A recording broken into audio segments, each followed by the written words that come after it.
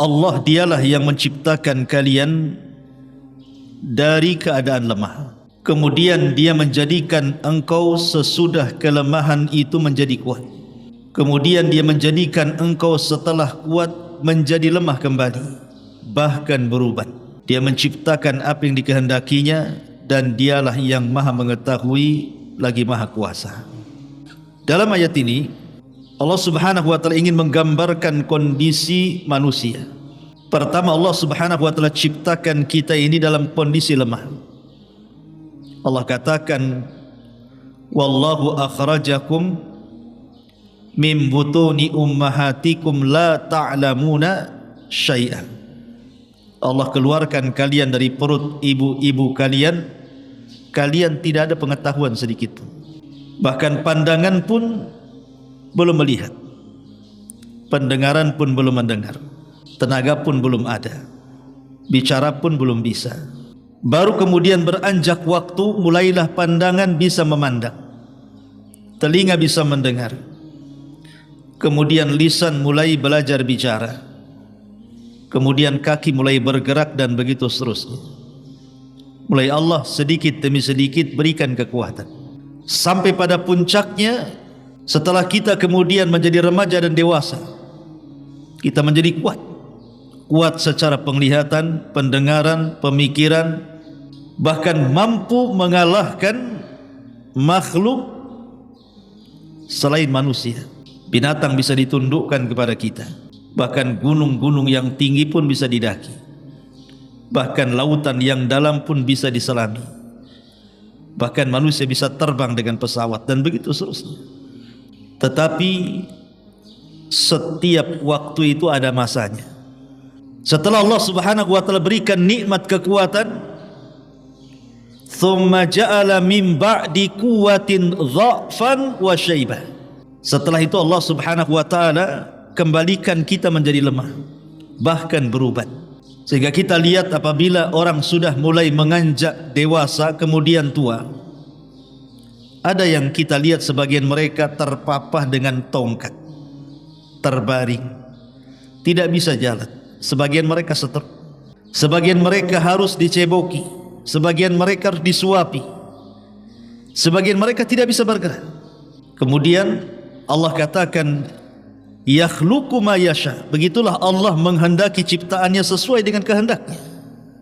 Wa huwal alimul qadir. Dialah zat yang maha mengetahui lagi maha kuasa atas segala-galanya. Syahidnya di sini adalah mim ba'di quwwatin dha'fa wa syaibah. Kalimat syaibah itu artinya rambut yang berubah. Kenapa Allah subhanahu wa ta'ala gandengkan kalimat dha'fan dan juga syaibah menggunakan wawu ataf? Seolah-olah ada hubung kait antara kelemahan manusia dengan uban yang tumbuh di kepala. Karena umumnya orang yang sudah tua itulah yang beruban. Ada anak muda yang beruban, mungkin kelainan rambutnya, tapi umum manusia itu kalau sudah tua renta nampak ubannya. Bahkan sebagian mereka sudah tidak tersisa rambut hitamnya. Manusia yang pertama melihat uban siapa? Nabiullah Ibrahim alaihi salatu wassalam. Sebagaimana disebutkan oleh Imam Al-Bukhari dalam kitabnya Adabil Mufrad, bukan dalam sahih. Dijelaskan dalam sebuah riwayat bahwa awwalun nas ra'a syaibah. Manusia yang pertama kali melihat uban adalah Ibrahim alaihi salatu wassalam. Ketika Nabi Allah Ibrahim melihat ubannya, maka Nabi Ibrahim alaihi salatu wassalam mengatakan, ya Rabb, ma hadha? Rabb, apa ini? Kenapa di kepalaku ada rambut putih? Ada apa ini? Maka Allah tabaraka wa ta'ala mengatakan, waqarun ya Ibrahim, waqarun ya Ibrahim. Itu tanda kewibawaan manusia, wahai Ibrahim. Orang kalau beruban itu sebenarnya ada wibawa. Maka Nabi Allah Ibrahim mengatakan, ya Rabb zidni waqara. Kalau begitu tambahlah kewibawaanku ini. Maksudnya tambahkan lagi uban.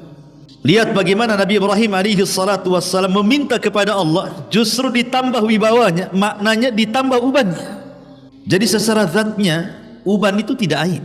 Tapi kenapa banyak manusia yang tidak suka dengan uban? Bahkan sebagian mereka malu. Bahkan pernah diriwayatkan dalam sebuah kisah salaf, ada seorang laki-laki saleh, rambutnya beruban. Kemudian hendak meminang seorang wanita. Ketika wanita ini melihat laki-laki saleh itu ada uban di kepalanya, dia tidak mau. Ditolaknya. Gara-gara hanya satu helai uban yang ada di kepalanya. Maka kemudian laki-laki ini mengatakan, ayyaratni, sungguh dia telah menghinaku dengan menolak lamaranku hanya gara-gara satu uban. Bagaimana kalau seandainya yang aib itu bukan uban, tapi perkara lain? Tentu dia jauh lebih menolak. Padahal dia mengatakan uban itu adalah waqar. Waqar itu artinya wibawa. Di dalam surah Maryam, di permulaan ayat-ayat awal-awal, ketika Allah bicara tentang kisah Nabi Zakaria, Allah mengatakan kaf ha ya ain sad, dzikru rahmati rabbika abdahu Zakaria idh nada rabbahu nidaan khafiyya qala rabbi inni wahanal azmu minni washta'ala ar-ra'si shaybah walam akun bidu'aika rabbi syakiyya. Kaf ha ya ain sad. Yang dibacakan ini adalah penjelasan tentang rahmat Tuhanmu kepada hambanya Zakaria. Ketika Zakaria berdoa kepada Tuhannya dengan satu doa yang sangat lembut. Apa kata Zakaria? Ya Tuhanku, sungguh tulangku telah lemah dan kepalaku telah beruban. Di sini ada kalimat wahanal azmu minni washta'ala ar-ra'su shaybah. Sungguh telah lemah tulang-tulangku dan menyala rambutku. Ishta'ala itu artinya menyala. Ishta'ala yashta'ilu, ishti'alan itu artinya menyala. Jadi kalau seandainya antum menyala rambutnya, berarti itulah uban. Jadi membahasakan uban dengan kalimat menyala. Kemudian Allah katakan walam akun bidu'aika rabbi syakiyya, dan aku belum pernah kecewa dalam berdoa kepadamu wahai Tuhanku. Nabi Allah Zakaria alaihi salam di dalam ayat ini menunjukkan bahwa dia seorang nabi yang beruban. Kan ada ubannya. Bahkan sebagian ulama tafsir mengatakan salah satu sebab diterima doa itu, salah satunya adalah karena uban di kepala. Salah satu mustajab doa itu karena ada uban di kepalanya. Berdalil dengan kisah ini, di mana Nabi Zakaria menyebut kalimat uban di kepalanya saat berdoa kepada Allah Azza wa Jalla. Allah kabulkan? Allah kabulkan. Karena setiap nabi itu punya doa pamungkas, ikhwan. Dan semua doa pamungkas para nabi sudah diberikan di dunia kecuali nabi kita. Sengaja disembunyikan doa pamungkasnya kelak untuk umatnya di akhirat dalam peristiwa besar yang disebut dengan syafaatul uzma. Tapi semua para nabi doa pamungkasnya diberikan di dunia, termasuk Zakaria. Apakah nabi juga beruban? Ya. Nabi SAW mengatakan syayyabatni Hudun wa ikhwatuha, telah menjadikan rambutku beruban surat Hud dan kawan-kawannya. Maksud kawan-kawannya itu surah Waqiah, surah Al-Qari'ah, surah Al-Haqqah, surah Idza Syamsu Kuwirat, dan juga surah Sa'ala Sa'ilun bi'adzabin waqi'. Kenapa kemudian surat-surat ini membuat kepala Rasul beruban? Karena surat-surat ini bicara soal kiamat. Surat-surat ini bicara soal ngerinya hari kiamat. Jadi saking berfikirnya Rasul tentang kondisi kiamat, kepikiran akhirnya berubah. Makanya Anas bin Malik radhiyallahu anhu mengatakan, dari Thabit dari Anas radhiyallahu anhu, dia mengatakan, ma adattu fi ra'si Rasulillah sallallahu alaihi wasallam wa lihiyatihi illa 14 sya'ratan bayda. Saya tidak menghitung di kepala Rasul dan jenggotnya kecuali ada 14 rambut yang berwarna putih. Jadi Anas bin Malik memperhatikan janggut dan rambut Rasul. Ya, kurang lebih ada uban di janggut dan di kepala Rasul itu sekitar 14 helai rambut putih. Dari sini menunjukkan bahwa Rasul beruban. Apa sih keutamaannya orang beruban ini? Yang pertama, tadi sudah dijelaskan bahwa uban ini membawa seseorang kepada wibawa. Orang yang beruban itu berwibawa. Allah Subhanahu wa taala angkat derajatnya. Karena dalam sebuah hadis Rasul mengatakan inna min ijlalillahi ikrama dhi syaibatil muslim. Sesungguhnya termasuk dari pengagungan kepada Allah adalah menghormati seorang muslim yang sudah beruban kepalanya. Dari sini menunjukkan bahwa perintah dalam Islam kita harus menghormati orang-orang tua yang beruban. Itu perintah dalam Islam dan perintah hukumnya wajib.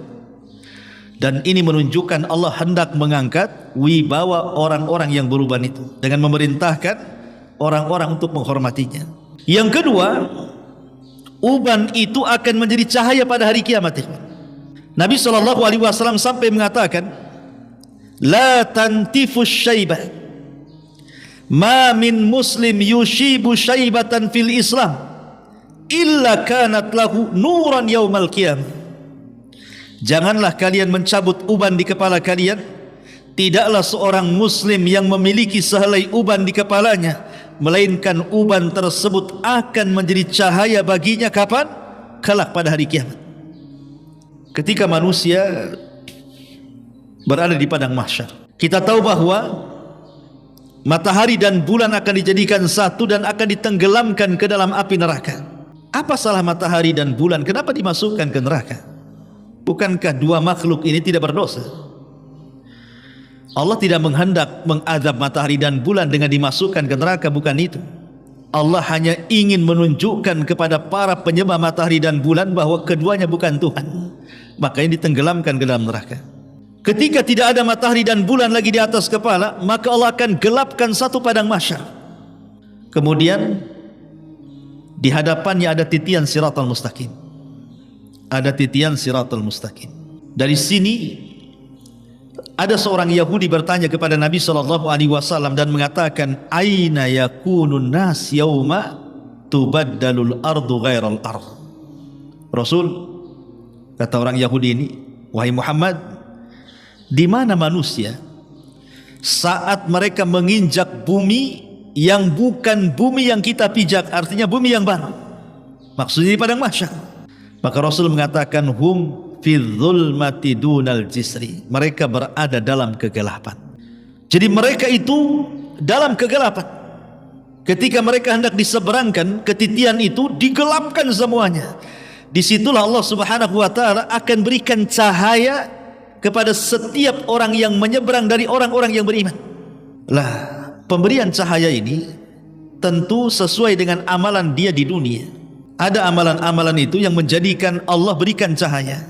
Contoh umpamanya, Nabi SAW ketika bicara tentang orang-orang yang gelap-gelap datang ke masjid salat subuh, apa kata Nabi SAW? Basyiril masyaina fi dzulami ilal masajid bin nuri tam yaumal qiyamah. Kabar gembirakan kepada orang-orang yang melangkahkan kaki mereka di kegelapan menuju masjid-masjid Allah, kelak mereka akan mendapatkan cahaya sempurna pada hari kiamat. Maka orang-orang yang suka melangkahkan kaki ke masjid di waktu subuh, itu salah satu penyebab orang dapat cahaya. Termasuk juga Nabi SAW mengatakan, innallaha la yudhi'u lil ladina yatakhallaluna ilal masajid fi dzulami bin nuri satiin yaumal qiyamah. Ada hadis yang lain juga mengatakan, sungguhnya Allah akan memberikan cahaya kepada orang-orang yang berjalan ke masjid-masjid di waktu gelap dengan cahaya yang memancar pada hari kiamat. Termasuk juga rambut yang beruban itu akan bercahaya. Termasuk juga anggota wudu. Karena Nabi SAW mengatakan bahwa kelak pada hari kiamat itu anggota wudu manusia akan bercahaya. Ghurran muhajjalina min atharil wudu, kata Rasul. Termasuk juga orang-orang yang mereka mencintai karena Allah dan membenci karena Allah. Termasuk juga para pemimpin yang berlaku adil. Termasuk juga di dalamnya orang-orang yang haji, yang melempar jumrah, dan begitu seterusnya. Tapi syahidnya adalah orang-orang yang di kepalanya ada uban, maka uban itu akan menjadi penerang dia saat meniti titian siratal mustaqim. Pertanyaannya, apakah setiap orang yang beruban kelak ubannya akan bercahaya? Maka jawabannya tidak. Orang yang beruban dan ubannya akan jadi cahaya pada hari kiamat tentu adalah orang-orang yang mengetahui keutamaan uban. Kalau dia tidak mengetahui keutamaan uban, dia tidak akan bercahaya. Kenapa? Karena setiap amal itu harus ditentukan niat. Innamal a'malu binniyat. Qul hal yastawi alladhina ya'lamuna wal ladzina la ya'lamun. Apakah sama orang yang tahu dan yang tidak tahu? Ya tidak samalah. Artinya orang-orang yang akan bercahaya kelak pada hari kiamat ubannya, orang-orang yang tahu ilmunya bahwa uban ini adalah keutamaan besar, sehingga dia sengaja menumbuhkan uban itu untuk mendapatkan keutamaan itu. Tapi kalau hanya dia uban, hanya gaya-gayaan saja, artinya ada diniatkan ketika seseorang beruban itu, memang uban ini banyak keutamaannya sehingga saya rawat, ingin mendapatkan cahaya pada hari kiamat. Gitu maksudnya. Ini yang kedua. Yang ketiga, uban itu mendatangkan pahala setiap satu helai uban yang ada di kepala. Apa kata Rasul? Kata Nabi SAW, "Asy-syaibu nurul mu'min, la yushibu rajulun syaibatan fil Islam illa kanat lahu bi kulli syaibatin hasanatin." Uban adalah cahaya bagi seorang mukmin. Tidaklah seorang mukmin memiliki sehelai uban dalam Islam melainkan setiap satu helai uban dihitung satu kebaikan. Selama uban itu tumbuh, maka setiap hari dia dapat satu kebaikan. Hitung saja berapa uban yang ada di kepala antum setiap hari. Cukup sampai di sini? Tidak. Yang nomor 4-nya adalah warufi'a biha darajah. Setiap hari diangkat derajatnya oleh Allah Subhanahu wa taala. Cukup sampai di sini? Tidak. Yang kelimanya, wa khutta anhu biha khati'atan, dihapus setiap hari satu kesalahannya dengan satu ubannya. Jadi kalau seandainya ubannya banyak, ya makin banyaklah kesalahan dihapuskan. Luar biasa, coba bayangkan. Uban di kepala saja bisa setiap hari dapat pahala, bisa menghapuskan setiap hari dosa, bisa mengangkat derajat manusia, hanya gara-gara uban. Luar biasa uban ini. Tapi kenapa manusia tidak suka ada uban? Sampai sebagian mereka sudah menyediakan semir-semir hitam itu. Tumbuh sedikit saja disemir lagi, tumbuh sedikit disemir lagi. Tidak ada masalah sebenarnya menyemir uban, asal jangan warna hitam. Nanti saya akan jelaskan hukumnya.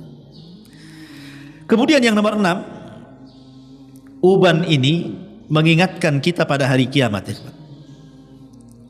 Kalau antum ngaca dan ada satu helai uban, entah di janggut, entah di bulu hidung, kan ada itu uban di bulu hidungnya, atau di bulu kepala gitu ya, jelas-jelas di atas rambut, itu mengingatkan kita pada hari kiamat sebenarnya. Dalam surah Muzammil ayat 17, Allah mengatakan, fa kaifa tattaquna in kafartum yauman yaj'alul wildana shiba. Bagaimana mungkin kalian bisa bertakwa sementara kalian tetap kafir kepada hari kiamat yang menjadikan setiap anak-anak yang belum tumbuh uban menjadi beruban? Kenapa anak-anak yang belum waktunya beruban dia beruban? Karena kiamat itu sesuatu hal yang menakutkan. Dan salah satu faktor orang tua sebelum waktunya adalah takut yang berlebihan. Syekh Abdul Aziz, salah satu guru saya, Syekh Abdul Aziz Al-Adni, saya belajar di Yaman. Dia bercerita tentang seorang guru di satu sekolah madrasah. Jadi ada salah satu muridnya yang perempuan ini nakal luar biasa di kelas itu. Akhirnya kena iqab, kena hukuman. Dengan cara apa? Selama sepanjang pelajaran dia dikurung di kamar mandi dan dikeluarkan setelah selesai pelajaran. Allah takdirkan selesai dia ngajar, lupa bahwa dia sedang menghukum thalibahnya itu. Pulang dia. Dan baru ingat tengah malam. Kata Syekh Abdul Aziz, baru ingat tengah malam guru ini. Ini kisah nyata di Hadraul Maut. Jadi dia bangunkan suaminya. Bang, saya baru menghukum anak didik saya perempuan di kamar mandi di sekolah. Ayo kita ke sana, katanya. Berangkatlah suami istri ini, bu guru ini. Sudah sampai di sekolah, dibuka kamar mandi. Rupanya anak gadis yang baru kelas 3 SD, mungkin bahasa kitanya, itu rambutnya sudah berubah semua. Ketakutan. Rupanya saya pernah tanya juga kepada salah satu dokter kesehatan, bahwa salah satu yang menjadikan seseorang cepat tua itu takut yang bersangatan. Ya, dikurung di kamar mandi, tempat setan dia. Makanya kan ada orang barat tuh, olahraga yang ditali kakinya tuh, kemudian didorong sampai ke bawah tuh. Jadi ada cerita di barat itu, anak gadis gitu ya. Jadi memang sengaja dijebak kawannya, diajak olahraga seperti itu, dia tidak mau. Tapi karena tidak bisa bergerak, dipegang semuanya, diikat kakinya tuh. Dia menangis tidak mau. Akhirnya didorong betul-betul. Ketika sampai bawah, kepalanya sudah berubah semua. Jadi takut yang bersangatan itu bisa menjadikan orang tua sebelum waktunya, kawan. Makanya kenapa hari kiamat itu sampai Allah Subhanahu wa taala katakan yaj'alul wildana syiba, anak-anak sudah berubah semuanya. Karena hari kiamat itu hari yang menakutkan, sehingga saking takutnya orang-orang muda menjadi tua sebelum waktunya. Berubah semuanya. Jadi kalau orang seandainya mengaca gitu kan, cobalah terpikir hari kiamat, bahwa saking takutnya luar biasa manusia itu akan berubah sebelum waktunya. Jadi uban itu salah satu faedahnya adalah mengingatkan kita pada hari kiamat. Kemudian yang nomor 7, uban ini juga mengingatkan kita kepada telah dekatnya ajal kita. Di dalam surah Fatir ayat 37, Allah Subhanahu wa taala mengatakan, wa hum yastarihuna fiha Rabbana akhrijna na'mal salihan ghairal ladzi kunna na'mal. Penduduk neraka itu akan berteriak-teriak dalam neraka itu. Apa teriakan mereka? Ya Rabb, keluarkan kami dari neraka. Niscaya kami akan mengerjakan kebaikan yang dulu kami lalai melakukannya. Jadi mereka meminta kepada Allah untuk dikeluarkan dari neraka, dikembalikan ke bumi, dan mereka janji akan bertobat, akan melakukan amalan yang saleh. Tetapi apakah Allah kabulkan? Mustahil Allah kabulkan. Justru Allah Subhanahu wa taala katakan, awalam nu'ammirkum ma yatadzakkaru fihi man tadzakkar. Kata Allah, bukankah kami telah memanjangkan umurmu? Bukankah kami telah berikan usia yang panjang kepadamu untuk berfikir, dan telah datang kepada kalian nadhir, peringatan. Wa ja'akumun nadhir. Tetapi apa yang kalian lakukan? Kalian tidak memanfaatkan umur yang kukasih, dan kalian tidak sambut peringatan itu. Maka Allah katakan, fadhuku fama lidzalimina min nasir. Sekarang rasakan. Sekarang rasakan oleh kalian, dan bagi orang zalim itu satu penolong pun tidak ada. Itulah yang dikatakan tadi, fama lahum min quwwatin wala nasir. Mereka tidak punya kekuatan, bahkan penolong pun tidak. Para ulama tafsir mengatakan, ketika bicara soal awalam nu'ammirkum ma yatadzakkaru fihi man tadzakkar wa ja'akumun nadhir, bukankah aku telah berikan usia yang panjang kepadamu? Berapa usia yang dimaksud dalam ayat ini? Ada dua penafsiran para ulama. Sebagaimana dikatakan oleh Al-Imam Masruq, seorang ahli tafsir, juga mengatakan, idza balagha ahadukum arba'ina sanatan falyakhudh hidrahu minallah. Artinya kalimat awalam nu'ammirkum itu artinya usia 40 tahun. Apabila salah seorang di antara kalian memiliki usia 40 tahun, maka bersiap-siaplah kalian menghadap Allah. Pendapat yang lain, dan ini disebutkan oleh Imam Mujahid dari Ibnu Abbas radhiyallahu anhuma, maksudnya awalam nu'ammirkum ma yatadzakkaru man tadzakkar adalah qala sittuna sanatan, maksudnya 60 tahun. Jadi ada yang mentafsirkan 40 tahun, ada yang mentafsirkan 60 tahun. Inilah usia rentan-rentannya orang di mana orang itu kalau mendapatkan hidayah di usia-usia ini maka akan memuluskan perjalanan hidupnya. Tapi kalau tidak dapat taufik maka akan menyulitkan perjalanan hidupnya. Usia 40 dan juga 60 tahun. Karena ada hadis begini, ikhwan. Hadis yang dikeluarkan Imam Bukhari dari Abi Hurairah radhiyallahu an. Kata Nabi sallallahu alaihi wasallam, "A'dzarallahu ila imri'in akhara ajalahu hatta balagha 60 sanatan." Kata Nabi sallallahu alaihi wasallam, Allah sudah tidak memberikan uzur. Artinya Allah sudah cabut uzur dia, enggak ada alasan lain. Apabila orang itu sudah diakhirkan usianya sampai 60 tahun, berarti tidak ada hujah lagi bagi dia di hadapan Allah kalau di usia 60 tahun kok tidak bertobat. Ini kan bahaya. Artinya kalau kita memahami hadis ini berarti di bawah 60 tahun itu masih ada alasan. Tapi kalau di usia 60 tahun kok tidak bertobat, itu tidak ada alasan bagi dia. Kenapa demikian? Karena Nabi SAW mengatakan, "A'maru ummati bainas sittin ila sab'in." Bahwa usia umatku itu berkisar 60 sampai 70 tahun. Artinya umur 60 tahun itu sudah disebut di situ. Kalau di antara antum ada yang 60 tahun berarti sisanya tinggal 10 tahun saja. Karena sudah lewat kepada antum ini 50 tahun lebih. Pertanyaannya, selama punya usia dari 15 tahun kalau laki-laki baligan, kalau perempuan 9 tahun, artinya sudah diberikan taklif hukum untuk beribadah. Kemudian sampai usia 50 sampai 60 tahun kok tidak dimanfaatkan usia yang panjang itu. Makanya wajar kalau Rasul mengatakan, "A'dzarallah," Allah tidak akan mengambil uzurnya lagi. Allah tidak akan mengambil uzurnya lagi. Orang seperti ini sudah enggak punya uzur lagi. Kalau seandainya di usia 60 tahun kok tidak berubah, memang ini tua-tua keladi ini. Dari sini ma'asyiral muslimin yang dimuliakan Allah Azza wa Jalla, kata Syekh Al-Imam Ibnu Utsaimin rahimahullahu taala ketika dia memberikan catatan kepada hadis ini, maka sudah selayaknya kata beliau di usia 60 tahun itu sudah qata'a udzrahu, sudah terputus uzurnya amam Allah, di hadapan Allah Subhanahu wa taala. Kalau dia sampai kemudian tidak bertobat dan masih bergelimang di atas kemaksiatan kepada Allah Azza wa Jal, berarti apa?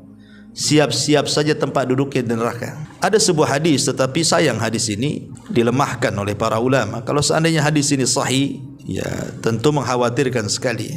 Karena Nabi SAW mengatakan, barang siapa yang Allah berikan usia kepada kita itu 40 tahun, ini bukan 60 tahun, 40 tahun. Walam yaghlib, dan tidak mengalahkan khairuhu syarrahu, kebaikan yang dia lakukan kepada keburukannya, falyatabawa maq'adahu minan nar, tinggal pilih tempat duduknya di neraka. Tapi sayang hadis ini dhaif, lemah. Coba kalau seandainya sahih kan ngeri itu. Siapa yang diberikan usia 40 tahun kok kebaikannya tidak mengalahkan keburukannya, siap-siap aja diantar orang ini ke neraka. Tetapi bagi kita okelah hadis ini lemah. Tapi kalau kita melihat maknanya, sahih maknanya. Karena di usia 40 tahun itu, apalagi 60 tahun, sering saya ulang-ulang kepada antum, nikmat Allah itu kan hampir semuanya sudah rampung ya. Kalau Allah Subhanahu wa taala kasih nikmat itu sudah hampir sempurna. Karena di usia-usia 40 sampai 60 tahun itu rata-rata sudah punya pasangan, punya istri, kemudian punya anak. Kemudian sebagian mereka punya cucu, sebagian mereka punya pekerjaan, sudah punya rumah, sudah punya kawan banyak, dan begitu seterusnya. Artinya Allah hanya menuntut syukurnya dia kepada Allah, itu saja. Lah para ulama tafsir ketika memberikan alasan kenapa di usia 40 sampai 60 tahun itu kalau tidak bertobat kok rasanya kebangetan gitu ya bahasa kitanya. Karena Allah Subhanahu wa taala katakan waja'akumun nadhir, karena telah datang kepada kalian nadhir. Nadhir itu artinya peringatan. Apa yang dimaksud peringatan di sini? Ada 6 tafsir para ulama yang dimaksud peringatan ini. Kenapa kok usia 40 tahun sampai 60 tahun itu dibidik dalam ayat ini? Awalam nu'ammirkum ma yatadzakkaru fihi man tadzakkar. Yang pertama, kata ulama, karena telah datang kepada dia nadhir peringatan. Satu, diutusnya Nabi SAW. Nabi diutus kepada dia. Dan Allah katakan Ya ayyuhan nabi inna arsalnaka syahidan wa mubasyiran wa nadhiran wa da'iyan ilallahi biidnih wa sirajan munira. Wahai nabi, kami sudah mengutus engkau sebagai saksi, pemberi kabar gembira dan peringatan, dan juga sebagai dai yang mengajak manusia ke jalan Allah dengan izinnya, dan sebagai penerang dan pelita bagi umatnya. Dan alhamdulillah Nabi sudah diutus. Nabi sudah diutus kepada kita, dan dialah Nabi akhir zaman. Sehingga tidak ada alasan setelah datangnya Nabi, diutusnya Nabi kepada kita, kok kita tidak memanfaatkan usia kita. Yang kedua, Al-Quranul Karim. Maksud peringatan itu artinya Al-Quran. Alhamdulillah, Quran sekarang dimudahkan, di mana-mana ada Quran. Di rumah ada Quran, di masjid ada Quran, di handphone antum pun ada Quran, ada aplikasinya. Sehingga tidak ada lagi alasan untuk memperbanyak ibadah, karena Quran sebagai petunjuk kita sudah ada di tengah-tengah kita. Apa alasan kita tidak memanfaatkan waktu? Kemudian yang ketiga, kata para ulama, sinnul arba'in wa qila sittin. Yang dimaksud peringatan itu adalah usia 40 atau usia 60. Kenapa usia 40 sampai 60 tahun dijadikan peringatan? Karena Nabi sudah mengatakan dari awal, tadi saya sebutkan hadisnya, umur umatku berkisar 60 sampai 70 tahun. Artinya kalau antum punya usia 60 tahun, 40 tahun sekarang, berarti sisanya kan 30 tahun. Artinya 30 tahun, 40, 50, 60, 70. Berarti sisanya 30 tahun. Lebih banyak mana yang lewat atau yang belum antum lewati? Lebih banyak yang lewat, 40 tahun. Yang belum kita lewati 30 tahun, kan begitu. Artinya separuh lebih sudah kita lewati umur kita tuh. Kalau di usia memang kita Allah berikan 70 tahun.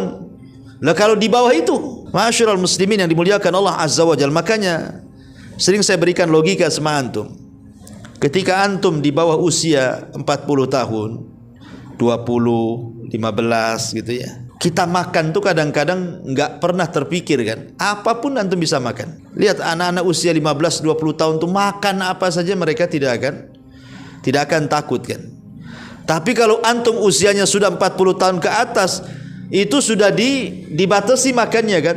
Makan daging aja nggak boleh banyak-banyak, kolesterol kan itu ya. Dari sini saja sudah ada peringatan tuh bahwa usia-usia 40 tahun ke atas itu sudah komplikasi biasanya, udah macam-macam penyakit kan, sehingga dibatasi. Atau mungkin logika sederhana lah, kalau seandainya antum punya uang 100 juta, mungkin antum bisa belanja apapun tanpa berpikir karena banyak duit. Tapi kalau sisa uang antum tinggal 1 juta umpamanya, tentu antum akan berpikir uang 1 juta ini kok dibelanjakan ini itu sembarangan, habislah. Artinya apa? Semakin sedikit uang itu semakin berpikir cara membelanjakannya kan ya. Tetapi kalau masih banyak duitnya itu nggak pikir antum mau belanja apa saja. Tapi kalau tinggal sedikit, antum berpikir nih, tuh makan aja susah. Maknanya apa? Ketika usia kita ini makin sedikit, seperti uang itulah. Tentu dalam membelanjakannya pun berpikir ulang kan. Ketika usia kita sedikit kan berpikir ulang kalau kita gunakan waktu kita ini untuk maksiat gitu maksudnya. Ini waktu kita tinggal sedikit. Masa kita gunakan lagi berhura-hura kan itu. Tentu kita akan cerdas memilih amalan-amalan yang bermanfaat karena waktu kita ini sedikit masalahnya. Nah, inilah juga yang ketiga bahwa yang dimaksud nadhir di sini artinya usia 40 sampai 60 tahun. Kemudian yang keempat, maksudnya waja'akumun nadhir, telah datang peringatan kepada kalian, artinya as-sayyib. As-sayyib, sayyib ini artinya uban di kepala. Makanya ketika malaikat maut datang kepada Nabi Ayub alaihi salatu wassalam, bukan Nabi Yakub alaihi salam. Kemudian Yakub mengatakan, kenapa engkau tidak datang membawa alamat kepadaku wahai malakul maut, katanya. Kata malaikat maut, sudah aku berikan alamat kepadamu, kata. Salah satunya malaikat maut mengingatkan soal rambut kepala Yakub itu. Bukankah rambutmu sudah beruban setelah sebelumnya rambutmu hitam? Jadi dari sini bahwa uban ini juga salah satu tanda-tanda apa? Dekatnya kita dengan kematian. Makanya para ulama salaf seperti Al-Imam Al-Baghawi rahimahullahu taala, dia mengatakan asyayyibu nadhirul mauti. Uban di kepala itu peringatan akan dekatnya kematian. Kata Ibnu Qutaibah menceritakan tentang Iyas Ibn Qatadah. Jadi Iyas ini satu hari dia ngaca, rupanya nampaklah ada beberapa helai di atas kepalanya rambut uban. Faqala, maka dia mengatakan, aral mauta yatlubuni, aku sudah melihat kematian sedang mengincar aku, katanya. Ingat bau uban itu bisa menghancurkan angan-angan. Tidak bisa lagi panjang-panjang angan-angannya, karena dekat lagi mau mati masalahnya. Apa yang mau diangan-angan? Apa mau mati? Dan yang lain mengatakan bahwa asyaibu awal marahilil maut, justru rambut putih itu awal tingkatan orang itu sudah dekat ajalnya. Maka penafsiran yang keempat, maksudnya nadhir di sini artinya rambut yang beruban. Kemudian yang kelima, penafsiran para ulama mengatakan al-musibatu, banyaknya musibah. Karena biasanya usia 40 tahun sampai 60 tahun itu sudah terlampau banyak, bahasa kitanya makan garam, makan asam garam lah kan itu. Sudah macam-macam musibah dia lewati itu. Biasanya begitu, apalagi kalau sudah 60 tahun kan dah macam-macam tuh musibah yang dilakukan dan dilewati sama dia. Kalau anak-anak muda ya lah, kena musibah langsung stres gitu ya, tidak bisa menghadapi musibah. Tapi kalau orang tua sudah banyak musibah terlewatkan kepada dia. Artinya apa? Tinggal menunggu kematiannya saja. Ini juga yang kelima penafsiran para ulama ketika mentafsirkan kalimat nadhir. Kemudian yang keenam dan yang terakhir, mautul aqarib. Telah datang peringatan kepada kalian, maksudnya dengan melihat di sekeliling kita keluarga kita yang justru mati sebelum kita. Entah paman kita meninggal dunia, bibi kita gitu ya, atau saudara kita, atau tetangga kita, atau orang-orang terdekat kita yang tahun kemarin masih ngopi, masih ngobrol, masih ngeteh dengan kita, tahun ini pula sudah innalillahi wa inna ilaihi rajiun. Lah harusnya dengan banyaknya kematian orang-orang dekat kita, orang-orang yang kita cintai dari kita ini banyak meninggalkan dan mendahulukan kita dari segala kematian, harusnya itu jadi peringatan bahwa kita pun akan sama menyusul mereka. Itulah Allah mengingatkan di sini, awalam nu'ammirkum ma yatadzakkaru fihi man tadzakkar wa ja'akumun nadhir. Bukankah telah aku berikan usia yang panjang kepadamu? Ada yang mengatakan 40, ada yang mengatakan 60. Dan telah datang peringatan kepada kalian, datang nabi, datang Quran, datang uban gitu ya, datang musibah, datang kematian-kematian di sekitar kamu. Kok enggak juga kalian bertobat gitu maksudnya? Kematianmu sudah dekat itu. Harusnya bertobat kepada Allah Subhanahu wa taala. Para ulama salaf ya, seperti Abdullah ibn Mas'ud radhiyallahu an, sampai mengatakan Abdullah ibn Mas'ud ini dalam sebuah perkataan yang sangat bagus sekali. Apa kata beliau? Aku tidak pernah memiliki penyesalan yang dalam, kata Ibnu Mas'ud, dibandingkan dengan penyesalanku akan berlalunya satu hari dalam hidupku. Amalanku tidak bertambah sementara usiaku makin berkurang. Itulah penyesalan para ulama salaf, ikhwan. Jadi kalau satu hari saja, kata Abdullah ibn Mas'ud, itu lewat kepada dia, kok amalannya tidak bertambah sementara usianya masih kurang, itu Ibnu Mas'ud itu sangat menyesal dengan penyesalan yang dalam, ikhwan. Kenapa demikian? Karena urusan dunia itu bisalah kita cari.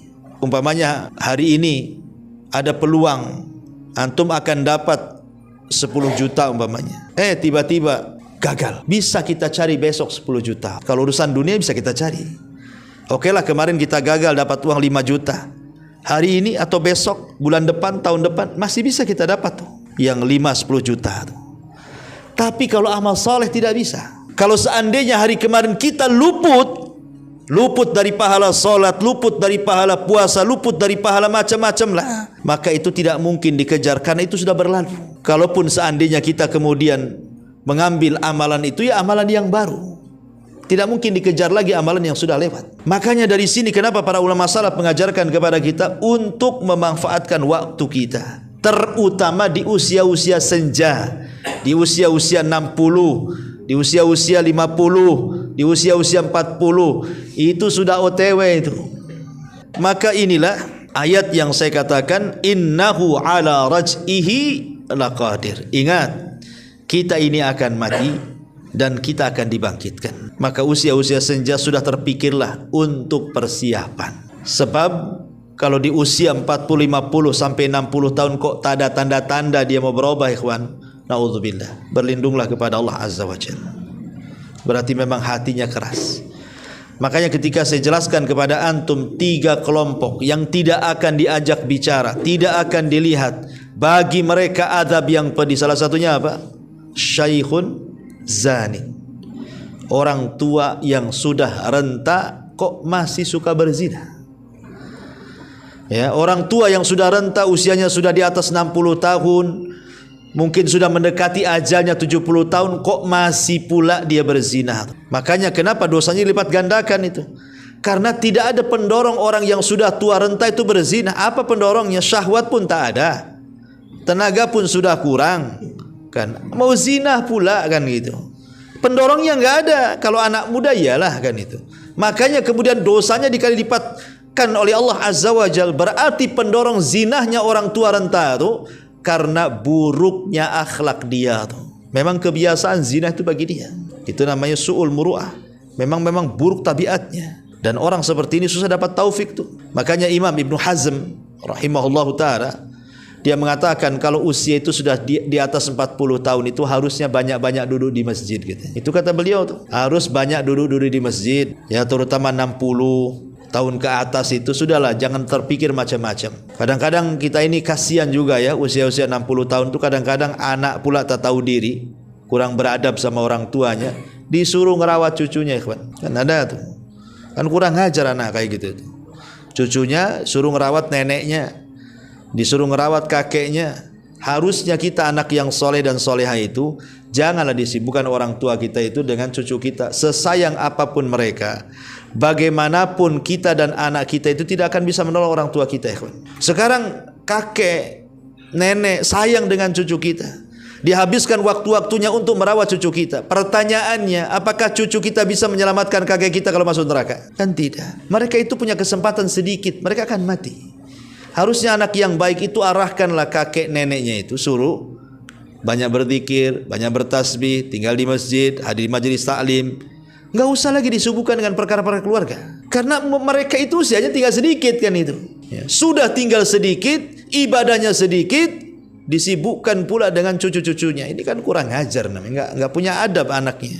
Ma'asyiral muslimat yang dimuliakan Allah Azza wa Jalla. Ini yang pertama, bahwa di antara arkan yaumul qiyamah adalah beriman dengan adanya kematian. Dan kematian itu tadi sudah dijelaskan bahwa usia umur umatku berkisar 60 sampai 70 tahun. Maka hati-hati kalau sudah usia 40 sampai 70 tahun itu. Apalagi ada ayat yang mengatakan ketika Allah Subhanahu wa taala menjelaskan tentang bagaimana orang tua, maksudnya terutama ibulah yang melahirkan kita tuh. Bagaimana ibu itu ketika mengandung kita lemah di atas kelemahan dan begitu seterusnya.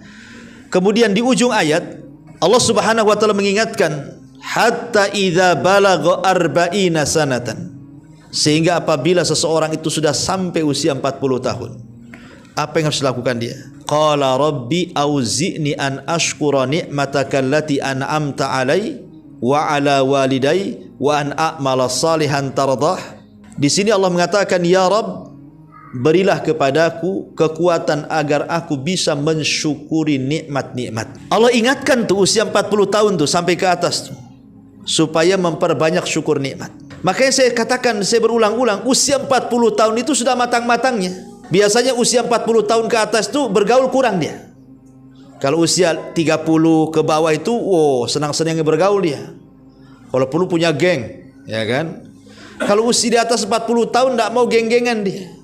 Maunya nyari duit, kumpulin duit, maksiat sendiri-sendiri, jalan sendiri, nggak perlu bawa istri, kan itu ya, kan itu. Usia-usia tua itu udah malas dia, mau gabung-gabung malas dia. Jadi usia-usia 40 tahun itu disuruh bersyukur. Apa sih rukun syukur itu? Mengakui bahwa nikmat itu datang dari Allah. Yang kedua, belanjakan nikmat itu di jalan Allah. Jadi usia yang sudah sampai 40 tahun itu gunakanlah di jalan Allah. Harta yang diperoleh itu gunakan di jalan Allah. Waktu yang diperoleh digunakan, dan waktu yang sisa dari tenaga kita itu gunakan di jalan Allah Subhanahu wa taala. Itu maknanya. Kalau sudah 40 tahun, apalagi kalau sudah 60 tahun, tidak ada uzur bagi umur 60 tahun kok tidak bertobat. Enggak ada uzur lagi bagi dia. A'dzarallah, kata Rasul. Allah tidak kasih uzur sama sekali. Sehingga kalau dia tidak bertobat dipastikan masuk neraka, gitu maksudnya. Dan apabila Allah Subhanahu wa taala sudah mewafatkan kita, maka Allah sanggup untuk menghidupkan kita kembali. Allah sanggup menghidupkan kita kembali di alam barzakh atau kelak di hari adanya kebangkitan pada hari kiamat. Kita akan menyebutkan beberapa kisah yang menunjukkan Allah itu sanggup menghidupkan manusia setelah kematiannya. Kisah yang pertama disebutkan di dalam Al-Quran ketika Allah Subhanahu wa ta'ala bicara soal kisah Nabi Ibrahim pada Al-Baqarah ayat 260. Allah mengatakan, wa idh qala Ibrahim Rabbi arini kaifa tuhyil mauta.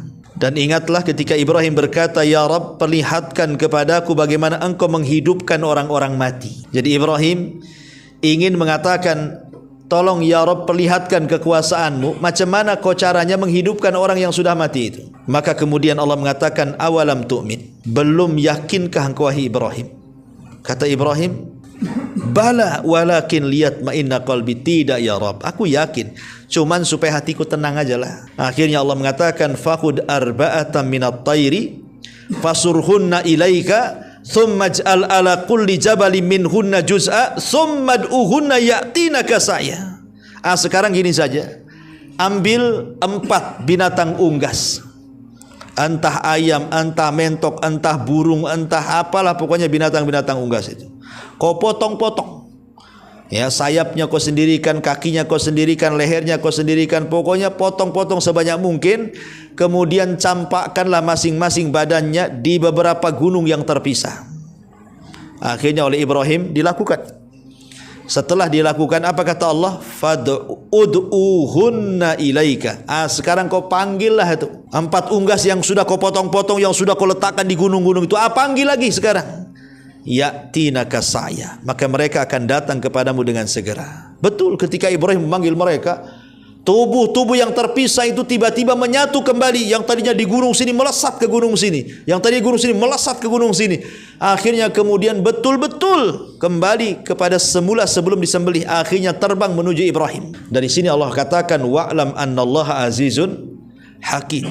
Ketahuilah bahwa Allah itu maha perkasa lagi maha bijaksana. Lihat bagaimana Allah sanggup menghidupkan burung atau binatang unggas yang sudah dicacah sampai kecil-kecil dan diletakkan di gunung-gunung. Kalau ini Allah sanggup, berarti Allah juga sanggup menghidupkan orang yang sudah mati.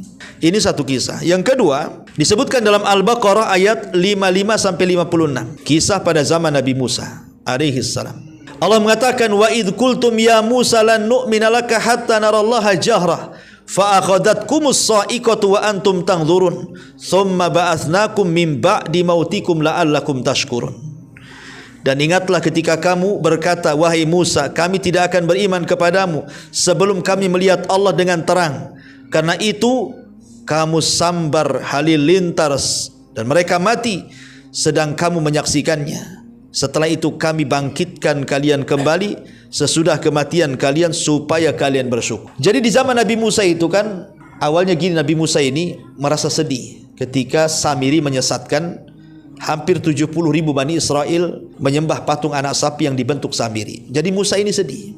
Kok bisa gitu ya? Dia sudah mendidik mereka mulai dari Mesir sampai kemudian di tanah perjanjian, kok tidak kokoh akidahnya. Sehingga akhirnya Musa ini ingin mentarbiah kembali dengan cara apa? Mengajak yang 70 orang pilihan ini untuk mengambil Taurat, memperdengarkan suara Allah Subhanahu wa ta'ala kepada mereka. Maka diajaklah 70 orang itu. Ketika kemudian sampai di Bukit Saina, maka Musa pun berdialog dengan Allah Subhanahu wa ta'ala.